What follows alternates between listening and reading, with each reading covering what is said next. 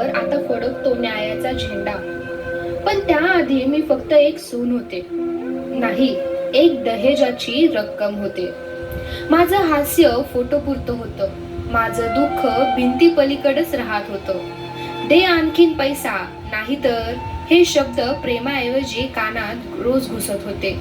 मी मेली नाही सहजासहजी, दररोज थोडी थोडी मरत गेले. स्वप्न, अस्तित्व, माणूसपण सगळं एका बोळक्यात जळवून टाकलं त्यांनी. पण आता मी गप्प नाही, माझं शरीर गेलं, आवाज नाही, पण माझं नाव आता क्रांतीच बनतंय. मी फक्त मृत वैष्णवी नाही, मी तुमच्या प्रत्येक मनात पेटणारी ज्वाळा आहे. फक्त मृत वैष्णवी नाही, मी तुमच्या मी वैष्णवी बोलते.